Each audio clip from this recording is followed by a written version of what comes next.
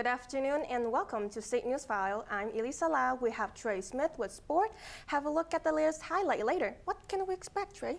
Well, Lisa, the Flames just started their lengthy homestand against the Minnesota Wild, and Christine Sinclair, one of the greatest Canadian women's soccer players of all time, is officially retiring. How exciting to hear that. And we will have our full cast with Kevin Kratz later today. But first, here are today's top stories.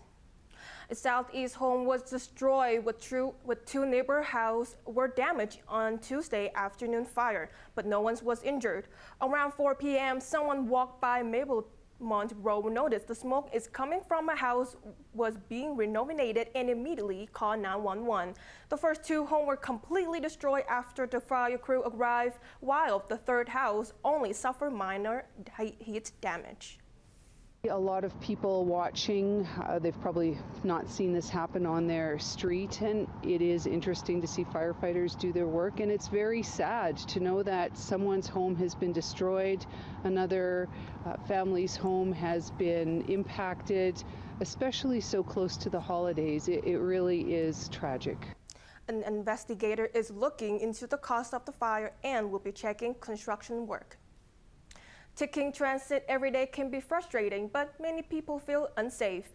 The city says safety is a priority. We have Chris Douglas reporting live from the newsroom. Chris, what can you tell us about the city plan to improve, and will they send more security around the transit?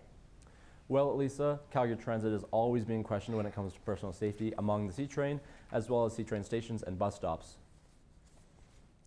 After recent events of a brawl on the C-Train forcing riders to evacuate the train, City Council has cleared the first hurdle in proposing a new safety strategy to improve personal safety along Calgary Transit.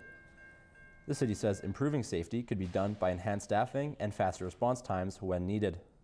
However, some people are looking for a safer experience sooner rather than later. I'm usually on the train at pretty busy times, so I feel safer when there's more people, but definitely when I'm switching trains downtown during the morning, I don't feel super safe then.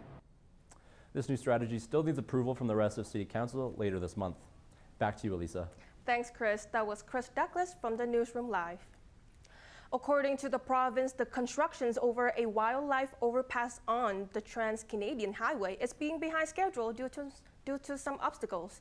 As announced last year, the $15 million project is expecting to complete in fall of 2023. A new crossing will be built near east of Canmore to reduce collisions between vehicle and wildlife. This is expected to prevent highway closure due to crashes and save thousands of dollars in property damage to cars and trucks. The province will continue working on the project in the spring to ensure that their design and safety standards are met. TD Director of Economic James Orlando says the Bank of Canada will have to switch to cutting interest rates soon enough as the employment rates continue to rise and spending in the economy takes a hit. But for now, he said it makes sense for the central bank to keep the guard up.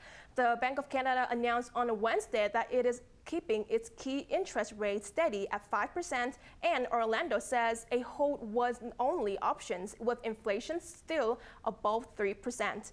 Final week is coming up for many students and stress is building. The Pet a Puppy event at SAIT aims to relieve some of that stress. Kate Storgry has more. I like seeing dogs. It's my favorite thing to do. Pet a Puppy at SAIT is an event for all students to enjoy. The idea behind the event is to extinguish unwanted stress before finals. They do this by giving students the chance to sit and pet dogs, with the goal being to distract from finals and give students who may have never been around dogs a chance to interact and feel the positive effects. But the student reaction is mixed. It may be helpful, but I don't see this as something that would definitely take away the stress of exams life. There's definitely other things that can outweigh just coming for 5 minutes and pet a dog. It's a good distraction though. I appreciate it. But seeing the dogs, it gives it's like a stress relieving thing where it washes all my problems. There's something to enjoy in life. So that's why. A recent study found when people were with dogs, they showed significant drops of blood pressure and reactivity to stress. With the stats being taken over a period of 3 months, a few minutes with dogs may not have the same significant effects. But with more and more dogs being brought into high-stress areas like courtrooms, hospitals, hospice care facilities, and therapy sessions, the belief is that even small amounts of time with dogs can help. With finals coming up, stress is following, and events like these are helping to cope with that stress. For St. Newsfile, I'm Kate Stogry. With upcoming holiday seasons, the Calgary International Airport is preparing for its busiest time of the year. Calgary Airport will be busy from December 16th to January 3rd, with the highest traffic on December 22nd, 23rd, and 27th. 1.3 million people are expected to fly during this season. To save time, plan ahead and arrive 2 hours early for domestic flights and 3 hours early for international flights, as advised by Calgary Airport Authority. Those are today's top stories. We will have your full weather forecast after the break. But first, Kevin Kratz has a look at what's going on in Calgary this week.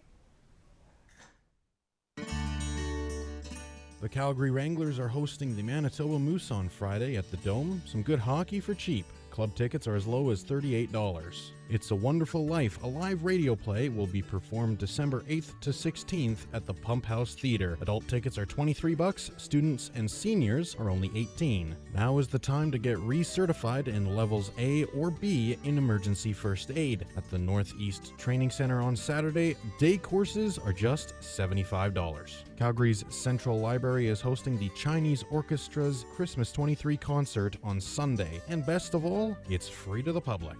The Shanies are next week for SAIT's RTBN students. I know someone who's going to love me for calling it that. The SVAs will hand out awards for the video projects from the fall semester. RTBN students are invited. For more details, talk to the man, the myth, the legend, Shane McQueen.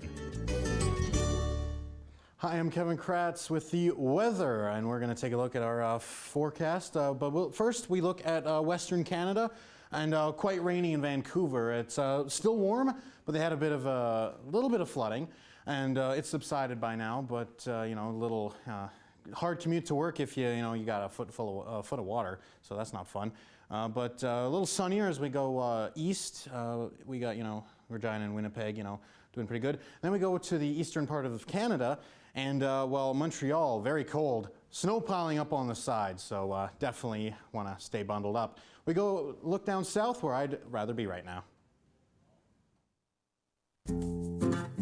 It's looking very nice down south. Palm Springs is 16 and sunny, not quite what you'd expect in SoCal. In Barbados and Cancun, it's a superb time to hit the beach. Paradise in Honolulu, enough said. Orlando is 17, so not as high as usual. Same with Vegas at 11, but Sin City is still Sun City with no clouds.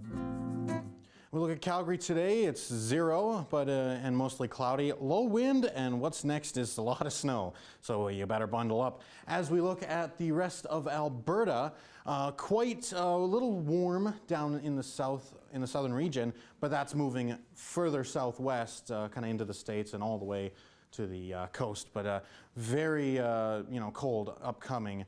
But it's it's still moderate throughout the province. Banff is looking all right. But you like it to be colder in Banff, just so you have some good snow for hit the slopes. As we look at the 5-day forecast, tonight more clouds, is low of 0, so moderate. Tomorrow, snow, lots of snow, but still not too cold. Saturday and Sunday both partly cloudy with highs of -1, so Saturday looks a little colder though. Monday, look forward to that with a high of 6 and sunny. We got sports after the break with Trey Smith. What do you think of when you hear the word home?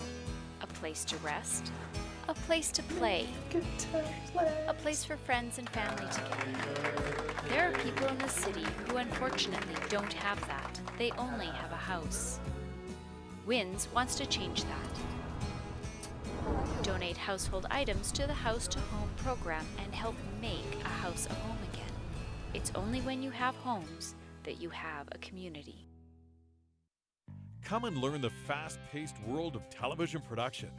Find your passion to write, shoot, edit, and direct news, sports, and dramatic productions.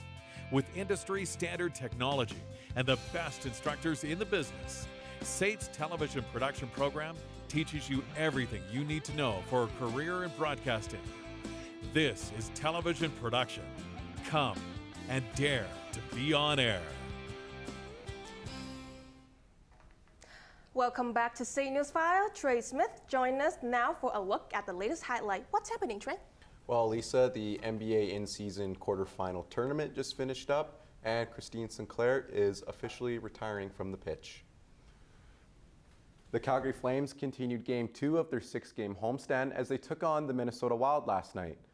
The scoring got started only 90 seconds in as Marcus Foligno cuts to the cage and rings one off the back post. After play continued for a few seconds, the horn did go off and confirmed that Foligno's shot had indeed hit the back of the post, and it was ruled a good goal. After the Wild scored a few more, make it 3-0, the Flames found life as Mackenzie Weegar's shot is tipped in by captain Michael Backlund to cut the lead to 3-1.